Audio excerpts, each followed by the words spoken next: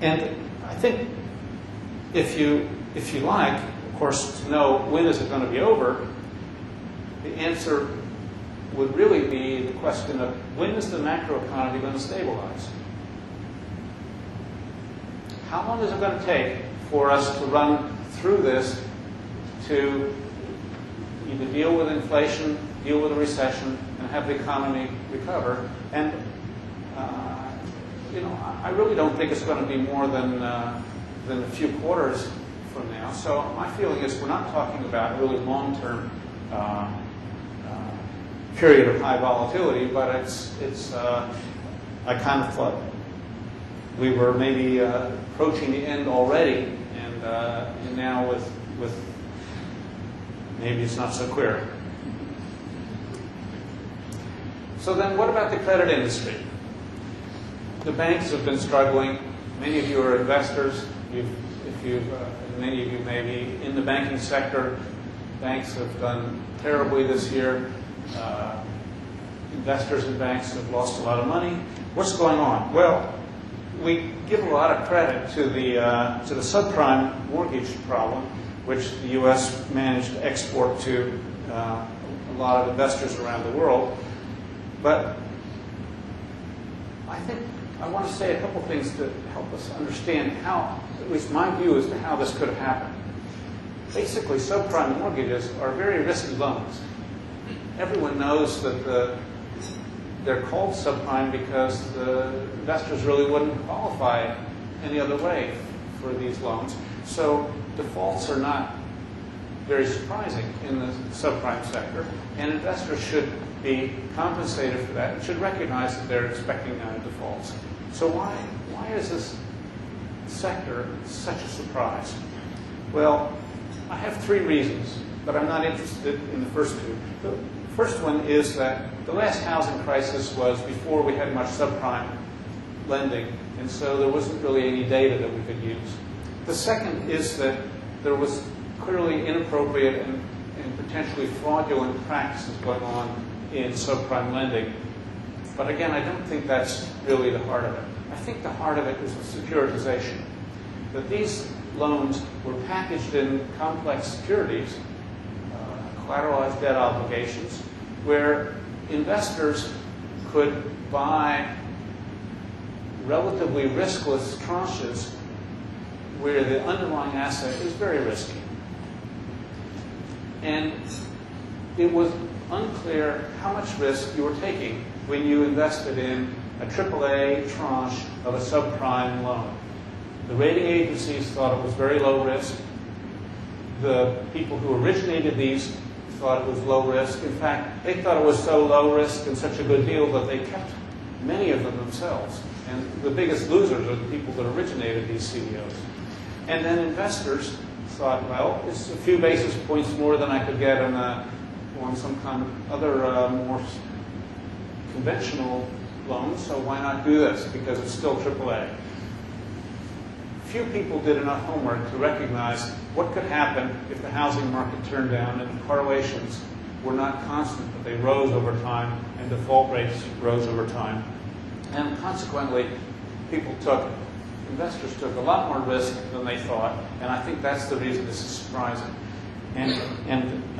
So I think risk management is the hope for avoiding this kind of, the best hope for avoiding this kind of problem in the future, and potentially we'll be restructuring some of these kinds of securities.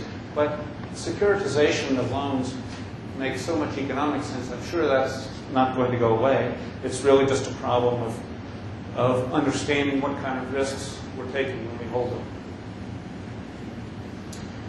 So why were volatilities so low until last summer? Because really there were a lot of risks in the future. This list I drew up a year or two ago, but it still is worth taking a look at again. We had U.S. massive budget deficits. We have enormous balance of payments deficit. We have an expensive war going badly.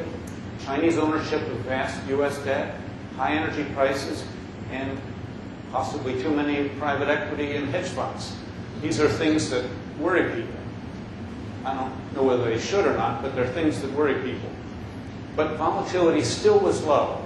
And the answer, I think, to why it was low was that it was low in the short run, but not in the long run. That is, we had very little news about any of these things on a day-to-day basis. So the financial markets didn't have much volatility, but everyone expected the volatility would be rising. And you could see this in the options prices. You could see it in various ways, but potentially it was not incorporated in the risk management, this rise, this likely rise in volatility, and I think in the CDO pricing in particular.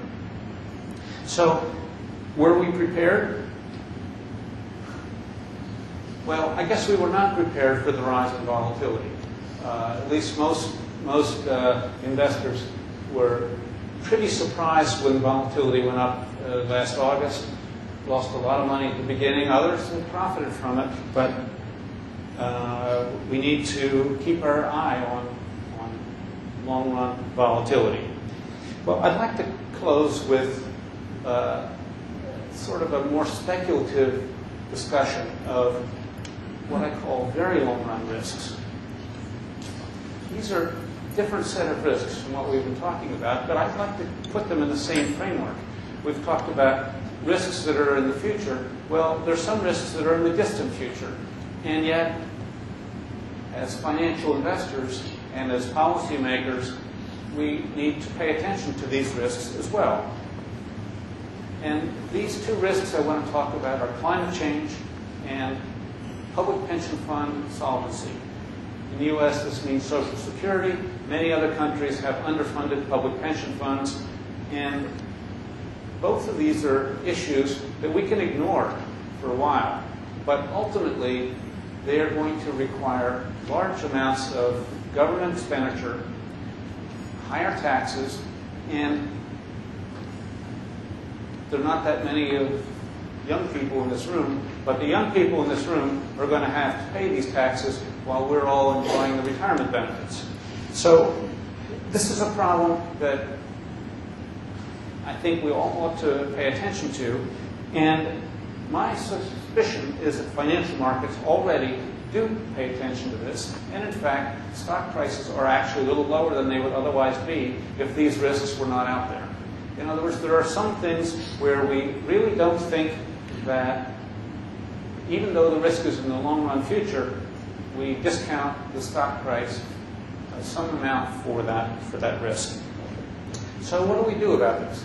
Well, most economists think the best solution for climate change is a comprehensive tax on carbon emissions and other greenhouse gases. Because only if it's a comprehensive tax will it encourage alternative energy solutions, and only if it's comprehensive will efforts to avoid this tax be exactly what we want. We want to make sure that it's comprehensive enough that when people avoid it, we can applaud them rather than being unhappy about that. So what I would like to do, and Singapore is an interesting place to say this, is I'd like to establish a fund to support long-run social costs such as retirement. You would fund this with a gasoline tax or a carbon tax, and this carbon tax would therefore go into a U.S. type of sovereign fund. It would be administered not by the government, but by an independent agency, sort of like the Federal Reserve, and it would accumulate, it would invest in probably primarily U.S. assets, but I'm not sure exactly what would be the best way to do that. And it would accumulate and ultimately solve the retirement problem as well. There is a benefit from this because if taxes are bad, that is something we'd like the economy to use less of rather than a good, which is the income tax that would normally be used to support these kinds of expenditures. And I would propose delaying implementation for perhaps 5 years to reduce the initial impact on many individuals, but still get benefit as people adjust their living and investment decisions in light of this forthcoming tax. Of course, we now have high oil prices already, and I wish the politicians would discuss why this is a good thing rather than just that it's a bad thing. We now have the first concerted evidence of economizing in the U.S. We're seeing driving is down. Hybrid cars are selling and SUVs are not. House prices in the suburbs are declining more than they are in the central city as people choose housing locations in the center. And ridership on public transportation is up. It's amazing what prices can do that public patriotism can't accomplish. But this really is not enough. And I don't think we should stop at this point, partly because this is not a comprehensive tax. Coal, for example, is not expensive, and so utilities are shifting their input mix to coal, and so it's a cheap and dirty alternative. Oil expenditures are flowing out of the country rather than accumulating to a wealth fund that can solve the retirement problem. Entrepreneurs with ideas for alternative energy sources cannot be confident that energy prices will stay high. Part of the public policy ought to be sure that this price stays high long enough to make it profitable for investors and entrepreneurs to find good alternatives. Should you buy a fuel-efficient car now? Should you buy a house closer to your work? It all depends on whether you think this is a permanent change in prices or a temporary change. And we see calls for more drilling in along the shores, drilling in the Arctic wilderness.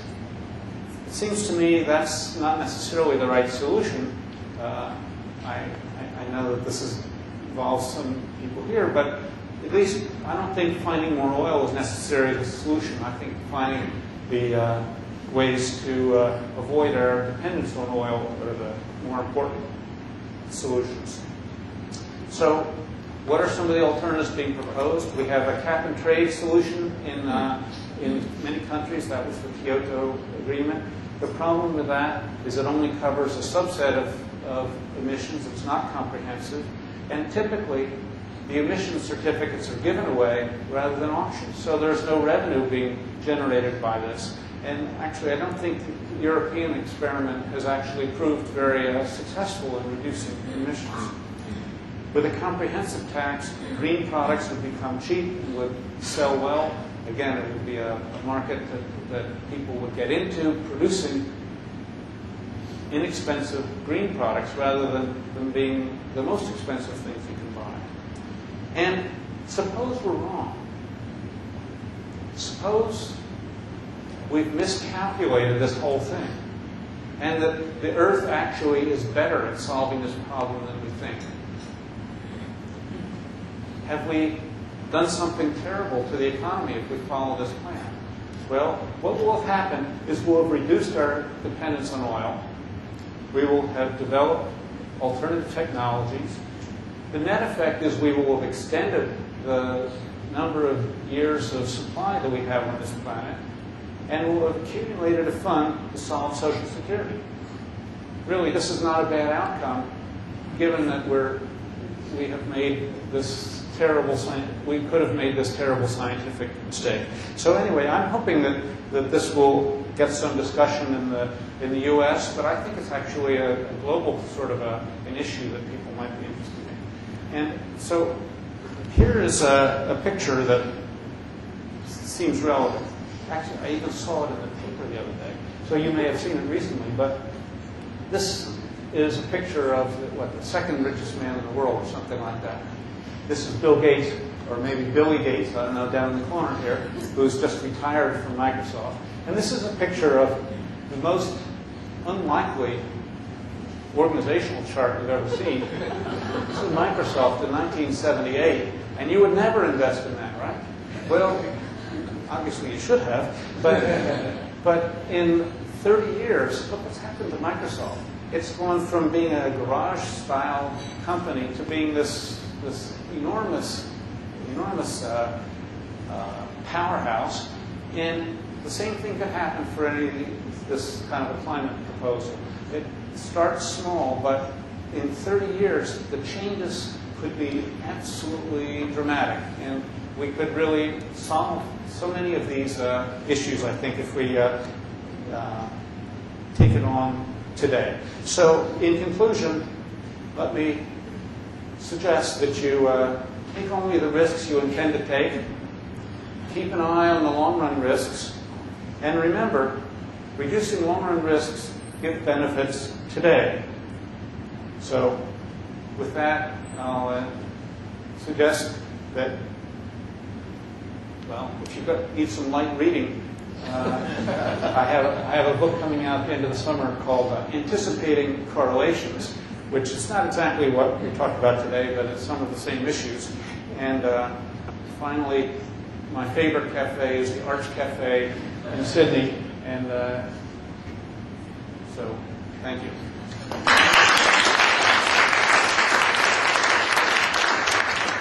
Well, I'm sure Professor Engle would be pleased to entertain a few questions.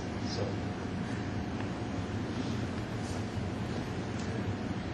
I'm sorry to say that we have very little time, but so we're going to get a few, maybe 2 or 3 questions at the very most. So can I have...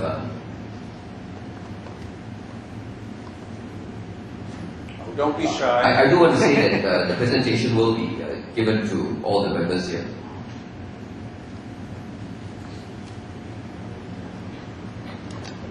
Thank you, Mr. Engle. In your opinion, is volatility a derivative of other financial markets, or should we consider it an asset class in its own right? Well, I think, actually, I think volatility is becoming an asset class. And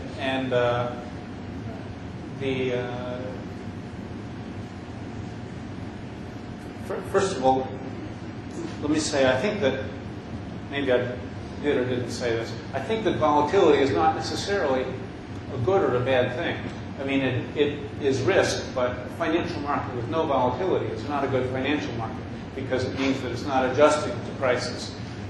So what we're talking about when we ask is volatility an asset class is really, should we be interested in hedging volatility shifts? And I think it would be very natural for investors to be long volatility so that when the volatility spikes up, your own portfolio would be risky, which would make you worse off, but your long position in volatility would be worth more, so you'd be compensated for this reduction in the utility of your portfolio. The 2 difficulties with volatility being used in this way are, first of all, it's very expensive. There is a high premium, risk premium on volatility, partly because it's such a desirable asset. It's like a negative beta stock, and it's a very valuable thing for us to put in our portfolios, and consequently, it's very expensive. Second of all, it's difficult to manage, and financial engineering has produced a variety of new alternatives, which I think are potentially useful, although mostly still just for institutional investors, not individual investors. Various swaps and futures on the VIX and stuff like that.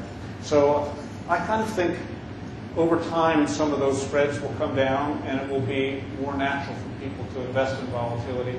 But I think long investors in volatility are going to end up paying a lot for it.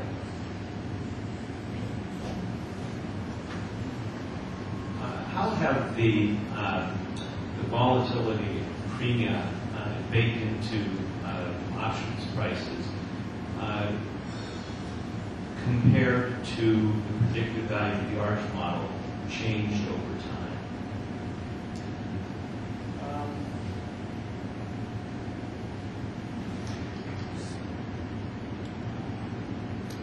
think I exactly know the answer to that. I don't think it's really fundamental to the ARCH model. I mean, every volatility model has this risk, shows the risk premium relative to the VIX and any option-based measure of volatility.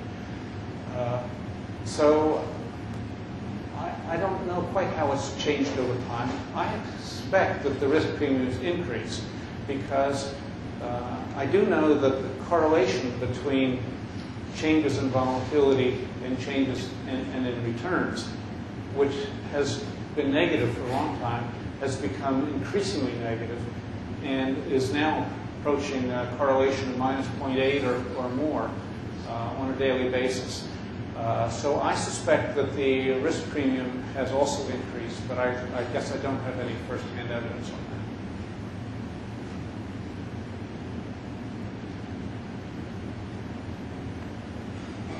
These are very good questions. Professor Engle, can you use your model in any way to forecast changes in market direction? When the market starts to go up again? Not really. It's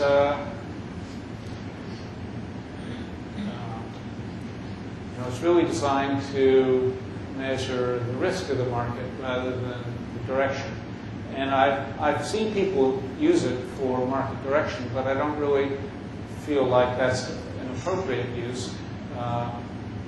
For example, if volatility comes down, then you might predict that the risk premium would be smaller.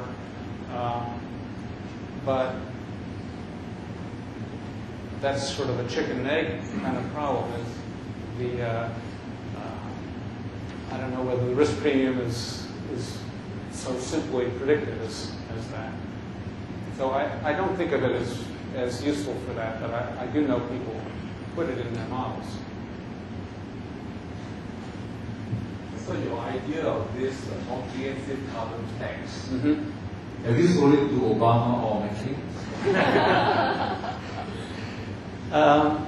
No, I haven't yet, but I've been thinking about that. I'm a little bit nervous. It seems too good to be true to me, and so I've been actually working more on the underpinnings of it to make sure I'm really comfortable with it before I push it too much.